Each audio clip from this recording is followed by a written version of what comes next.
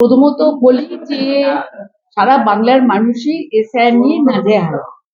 তার কারণ হচ্ছে আমরা দেখছি, আজকেও আমি বিধানসভা থেকে এখানে এসেছি। বিধানসভায় এক বিজেপির সদস্য তিনি বিধানসভায় বললেন মমতা বন্দ্যোপাধ্যায় সুপ্রিম কোর্টে গেছে ঘুষ মানে অনুপ্রবেশকারীদের রক্ষা করতে।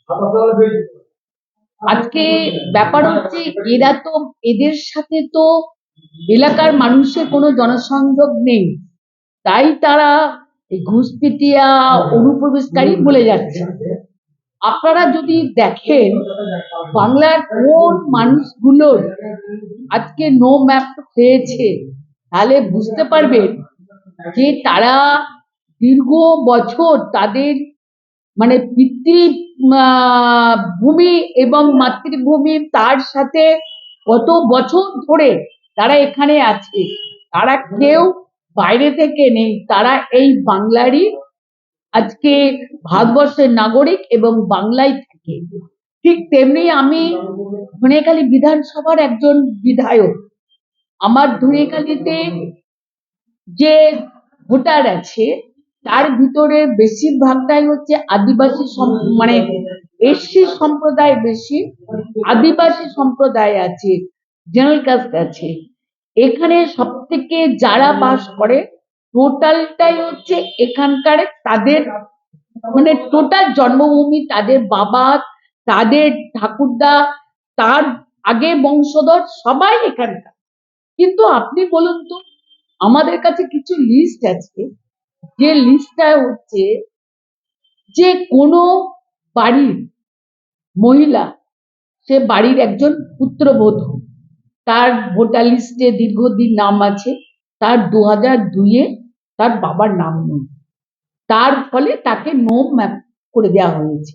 তার কারণ কি, যে যেহেতু বাবা মায়ের লিঙ্ক পাচ্ছে না।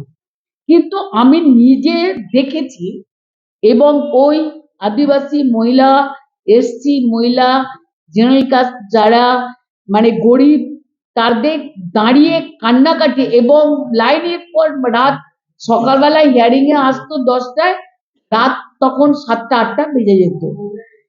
তাদেরকে বলছে প্রমাণ দিতে হবে। কিছু মানুষ আছে যারা নো ম্যাপ আছে, সেই প্রমাণটা হচ্ছে কি, প্রমাণটা কি চাইছে, বাবা মায়ের ডকুমেন্টস। আজকে আপনারা বলুন তো, আপনারা সাংবাদিকতা করছেন, অনেক আছে অনাথ আশ্রমে মানুষরা, তাই তো? অনেক আছে জন্মাবার পর মা বাবা মারা যায়, মারা যাবার পর হয় মামার বাড়িতে মানুষ হয়, কিংবা কেউ জেঠুর কাছে, কেউ কাকার কাছে, কেউ পরের বাড়িতে, এরকম মানুষ হয়। তারা কোথায় বাবা মায়ের লিঙ্কটা পায়? ছোটবেলায় জন্মাবার পর কি ছোটবেলায় বাবা মা মারা গেছে।